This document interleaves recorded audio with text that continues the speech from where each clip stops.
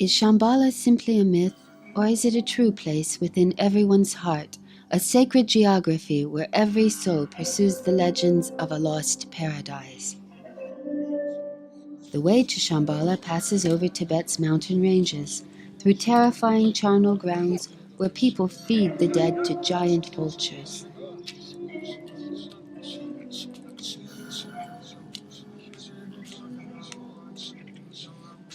They say that death opens a gate to the immortal kingdom.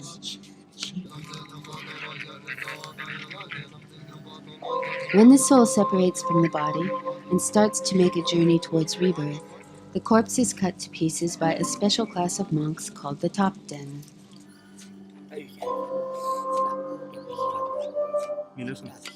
They are the gatekeepers of the afterworld, and they devote their lives to meditating on the gruesome spectacle of death to develop compassion for the suffering of sentient beings.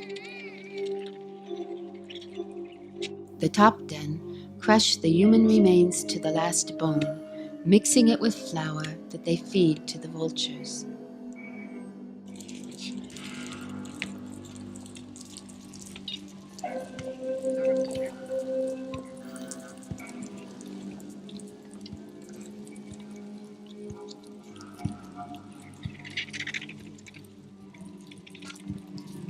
Reciting prayers and generating visualizations, they guide the dead towards rebirth in Shambhala. Inner Shambhala, certain texts explain, is both a geographical place and a psychological state of mind. It is the enlightened warrior who conquers his inner passions and devotes his life to fighting ignorance. Geographically, it represents the vast Central Asian grasslands beyond the Kunlun and Altai Mountains.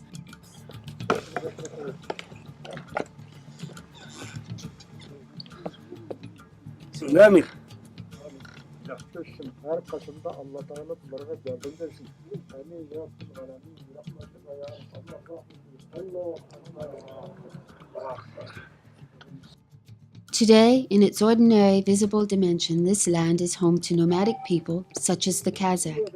Their battle is fought on the steppe as they struggle to keep their herds alive in the face of natural predators such as the wolf.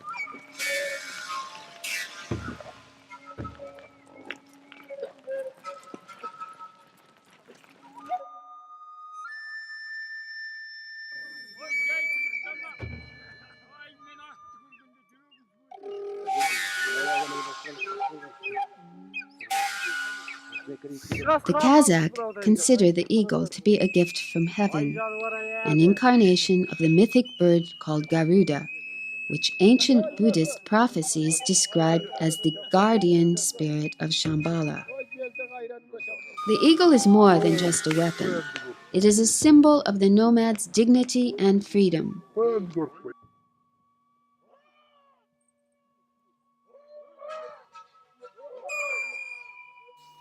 Every Kazakh will trace his ancestry, sometimes for more than 12 generations, to a legendary clan hero whose name they cry out when they release their eagles.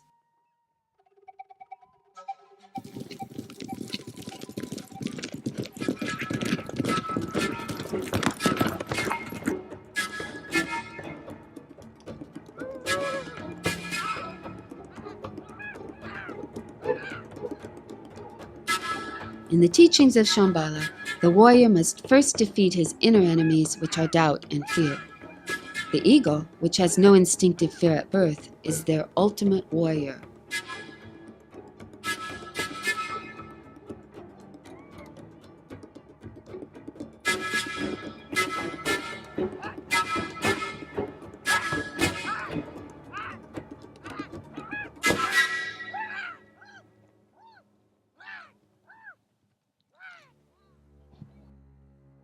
Past the outer threshold of charnel grounds and beyond the inner ring of warriors lies the secret part of Shambhala, home to sorcerers and wisdom holders. Tibetan scriptures explain that the secret level of Shambhala corresponds to a deep level of awareness, where duality between self and other, friend and enemy, the inner and outer world, ceases to exist. Geographically, it represents a landscape of untamed forest situated somewhere between Mongolia and Tuva. The Tofalar live here. They are descendants of the Samoyed people, who first domesticated reindeer in Siberia about 4,000 years ago. Here we encounter a 100-year-old shamaness living in the forest, a powerful witch who still speaks to the spirits of the mountains and rivers, and guides her people who migrate behind large herds of reindeer. They espouse an ancient form of shamanic mysticism that focuses on the reindeer.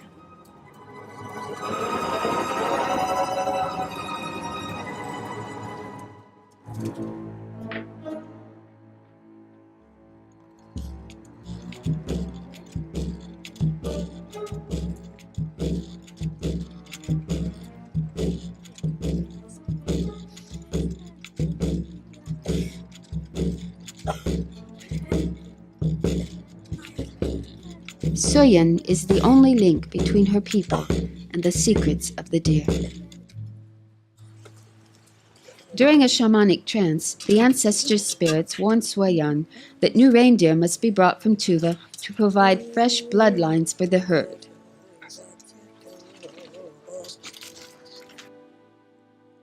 The men must now set out on an unprecedented quest to renew the blood of their deer by traveling across a dangerous no-man's land filled with bandits and wild animals.